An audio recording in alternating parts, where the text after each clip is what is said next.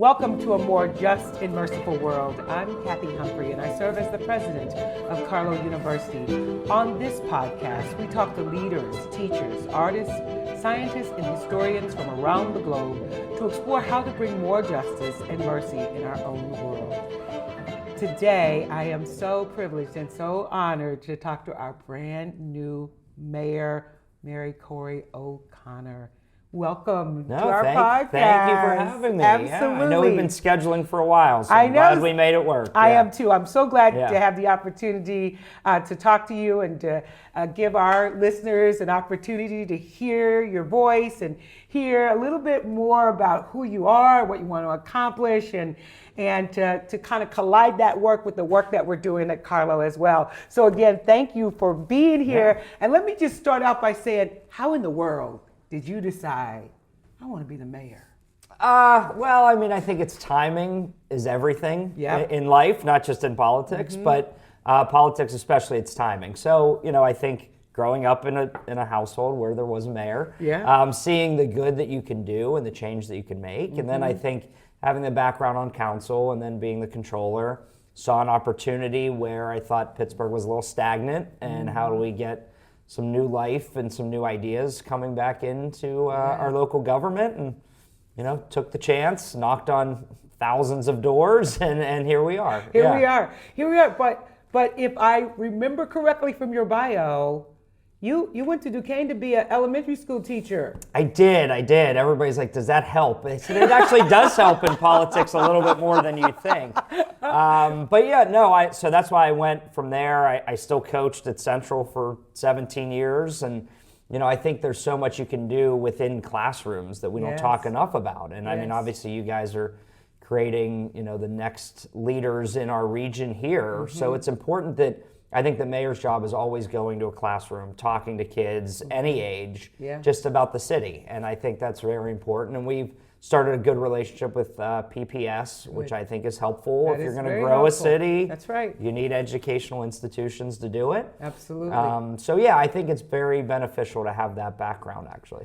Well, that's great, right? Yeah. I think as an educator myself, I do think there is so many advantages to having the background of how to help people understand, because that's what teachers do, right? They help people understand information so that they can use it effectively, and that's in actuality what you've got to do every day. I hadn't thought about it that way quite. Oh yeah, I mean, you have to, some of the stuff, like we can talk in government talk, but it's hard to relate, and even some of the acronyms I ask, wait, stop and explain that acronym to me, because there's too many.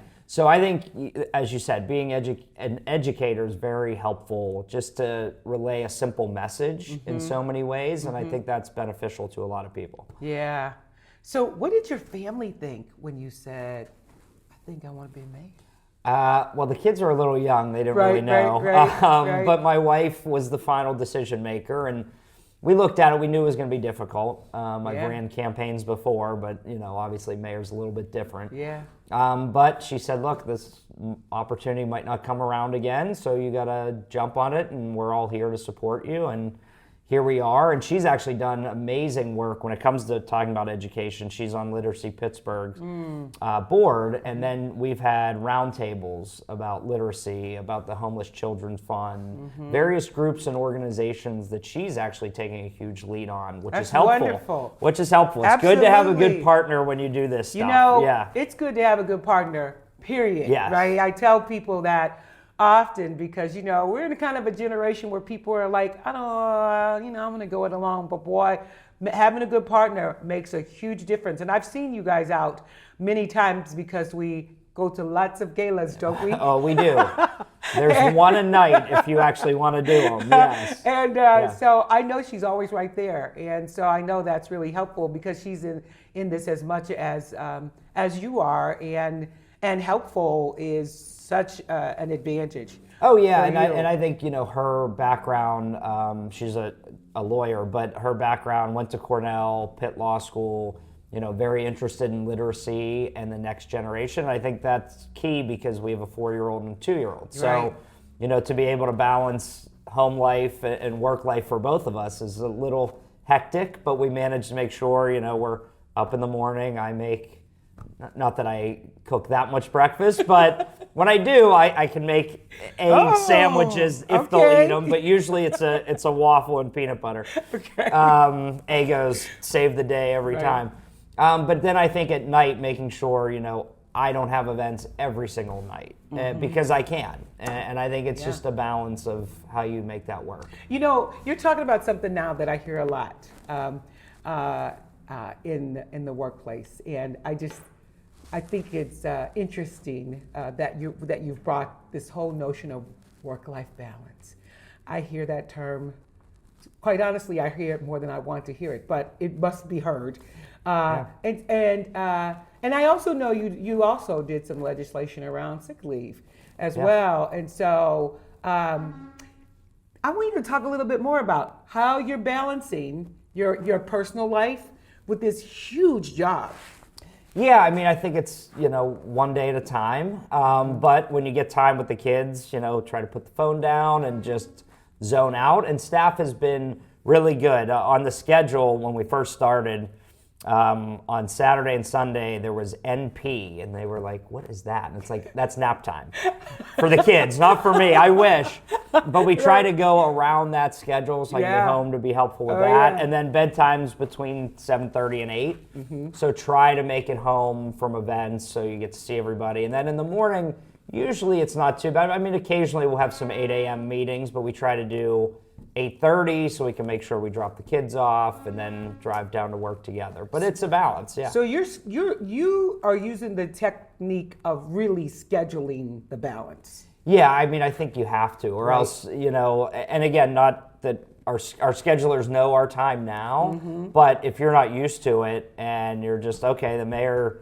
they've invited you to this at 2 o'clock on a Saturday, okay, we're RSVPing. Well, wait, no, that's home time. So it's good to have it on the schedule because then we can go around those times. Right. And I think it's also good that, the public knows that, hey, here's my hours, here's my time. This is what I can do. It's all flexible. Right. So, community meetings, obviously, we know that's going to sometimes run long, and we just plan.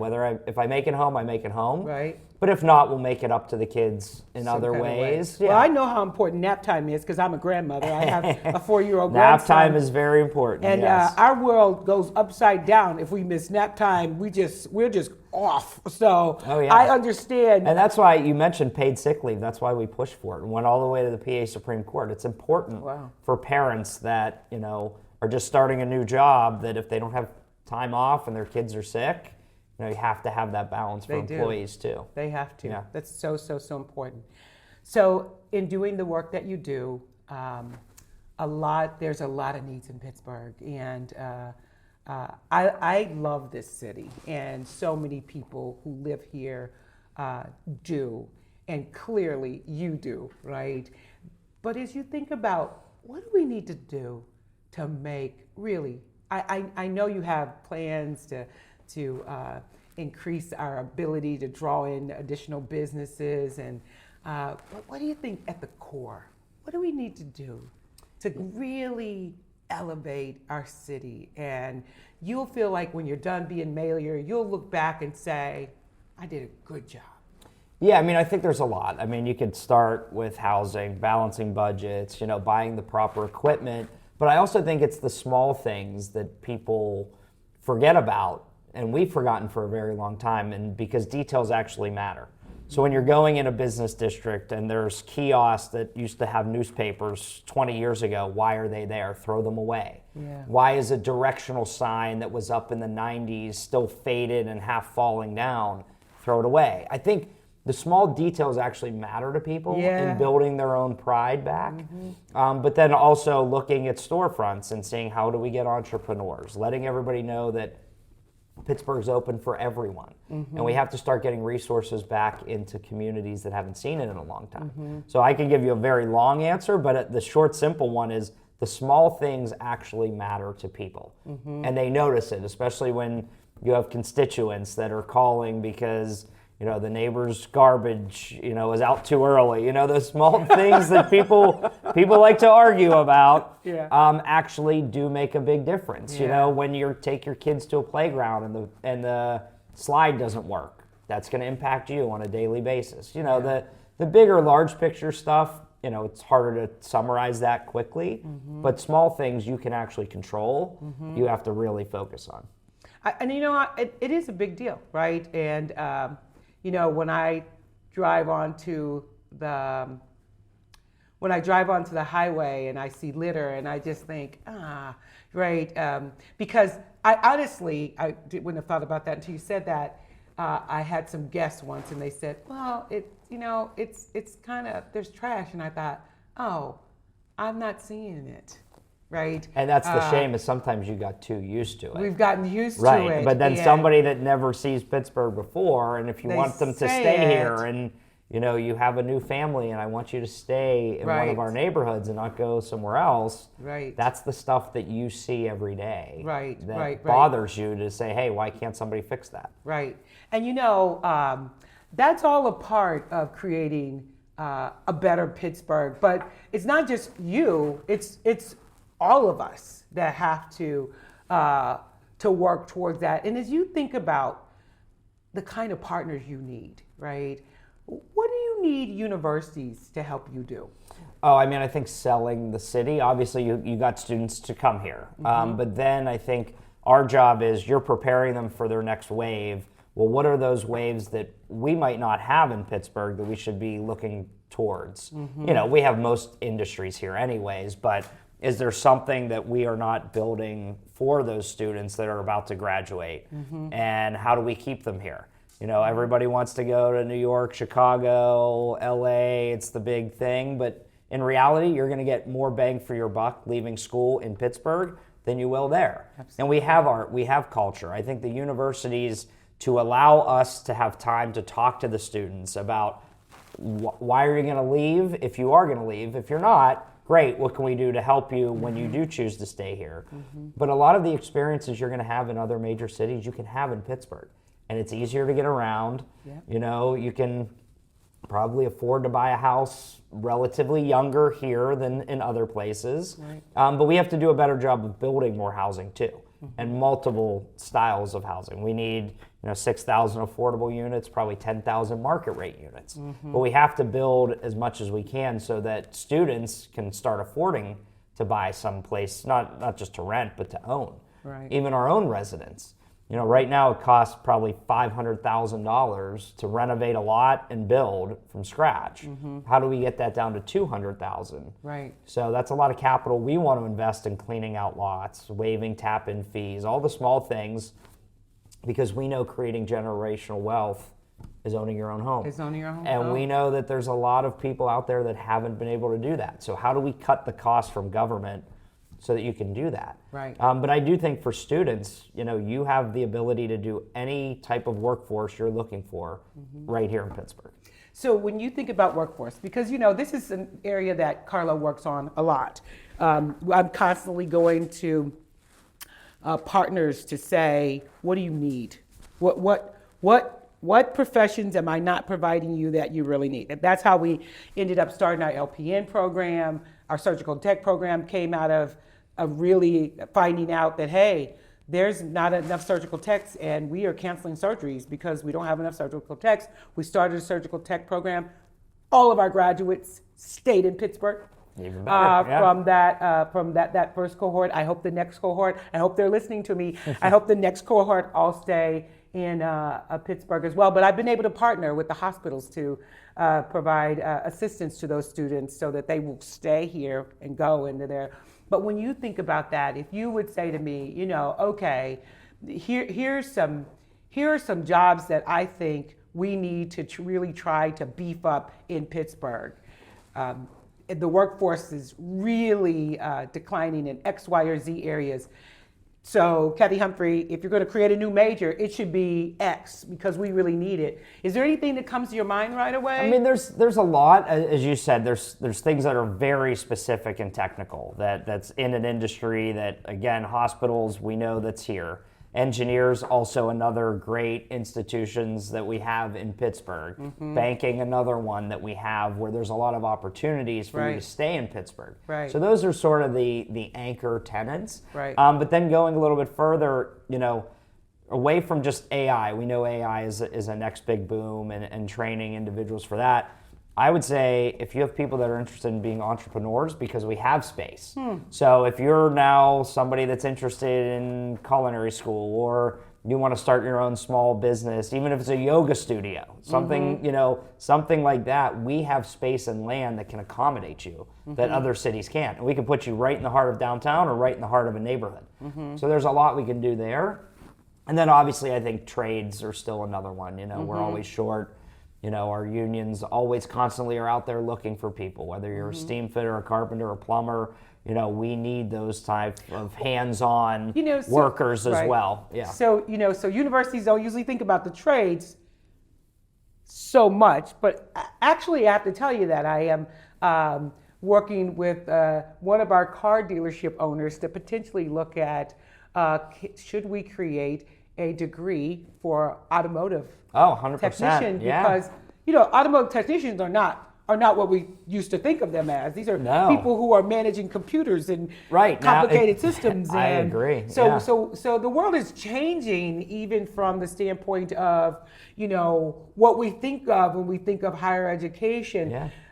Yeah. So I'm with you that we may not think about universities for some of the trades, but the trades are changing right? Yeah, it's every day, and you need, as you said, even to work on a car, there's so many sensors and computers, and it's a whole different world than it really a Ford is. Way long ago. It's right? a little bit different. Yeah. So we're looking into that as well. But I do think it's interesting that you talked about this whole notion of entrepreneurial, because oftentimes we work with students to gain skills to go and work for somebody. I mean, that's what we do, right? But maybe we should really think a little bit more about, we try to create kind of an entrepreneurial spirit in them, but we don't really do a lot about, we don't have an entrepreneurial major here. Yeah. And I don't know of very many schools that have. There's not many, and Right. I think that's where entrepreneurs usually go into some sort of spin-off or an incubator for a while out of a university, and then figure out, wait, I have to balance my budgets, I have to get space, how much is rent, all that background, people don't think of until they go out and try, or maybe they go somewhere else for a couple years and then they try it. Right. But I think for us in Pittsburgh, when we have space, we have to utilize it. Right. And it's vacant space for artists. It's, being able to renovate a storefront. Like, small things go a very long way. Yeah, that's interesting. Yeah. Very interesting. You have got my mind Good, ticking see? away to say, how can I do that? Because can I get students to think about that while they're in school? Yeah. Can I get students to think about potentially creating some kind of businesses that could, that they would draw them into Pittsburgh, number one, but also would really help them even finance their education, because that's a real need for us as well. So when you think about, let's talk about children, because children is big part of your life right now, and when you think about how we're educating the children in our city, I was really pleased to hear that you have developed a good relationship with Pittsburgh Public Schools. We of course do as well, because we train a lot of their teachers, right? A lot of their teachers' aide come here to get their teaching degree, and childcare. Yeah, it's a big one. And actually, when I was on council, we put $2 million aside, first time ever, $2 million aside for capital to open up slots in childcare. Early childcare is one of the hardest things we could do. And, I think for that, as the mayor, you're looking to corporations and other leaders who have tax credits that aren't being used on childcare and bridging those gaps. And that's why, my wife, Katie, had a roundtable discussion about this. And what are some small things we can do? I mean, it's millions and millions of dollars to get childcare slots. But I think if there's some way to let people know that, especially corporations, use your tax credits to benefit your local neighbors or residents, so that kids and parents have places to go. It's big. It's big. Right now we are trying to get some of those tax credits to provide more children opportunities to go to our because we educate people here from 0 to 82. You may not have known that. We just had a woman graduate at 82 years old. It was pretty Congrats. cool. Yeah. But the reality is that we could do more for our community if we could get some of those tax credits. Yeah, you're helping out parents, you're helping out kids, and we all know, early childhood, literacy is the biggest situation that we see, especially when you get to first to third grade. That's right. We know the kids are struggling in that area, and that's and scary for the future. Yeah. Right, and they say if the child's not reading by third grade, the chances of them going to college diminish dramatically, and the chances of them graduating from high school diminish dramatically. So making sure those children can read by third grade is really important. And the thing I'm most proud of is that our children here do extremely well at Carlo. But on the flip hand side of it, we've got two problems, right? We want to be able to draw more children in from the community, and we could take more children in from the community if we could get those tax credit.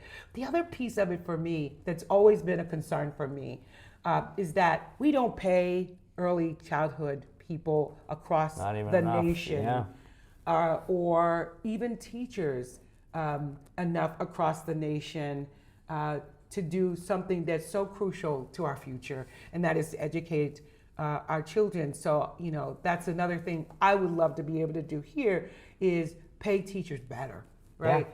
Well, also we have to start looking at when you're talking about housing, are there incentive programs where you could do teacher, nurses, police, fire, EMS, subsidize those individuals when you're talking about building 200 units somewhere. So get creative. It hasn't really been done before. Yeah. And I would love to sort of pilot something in Pittsburgh where you could subsidize artists as well. Like all of these individuals that would be that amazing. Need some type of subsidy to get them started, but it balances out because, as you said, teachers aren't getting paid nearly enough. Mm-hmm. How do you balance that out? And then from our standpoint, because we don't control the schools, how do we use our rec centers differently so that maybe we can try to get one open from 7 to 9 in the morning so parents have a place to drop their kids off. They get a hot meal from us, then they go to school. So trying to demo programs like that, using our rec centers in the evening that are vacant spaces. Why are we not reaching out to you to say, hey, do you have a performer that would come and sing at our rec center on a Thursday night? And even if 5 kids show up, it's 5 kids that are now getting involved in arts. And, it can be science, it can be anything. But utilizing empty space is something we have to do. And I think that's the biggest partnership moving forward, what we can all do. I love that idea of subsidizing those people who we value everybody. This is the essence of creating more justice, right? And providing some kind of subsidy, housing subsidy for teachers, housing subsidy for artists, for those people who we as a society just have not paid well, right? Yeah. And so I would love it if we could get that done, and anything I can do to help you create more justice in that regard, I would be so happy to do that, because I do think that this is an issue, not just for me, but for our entire city, of how we look at especially early learning workers.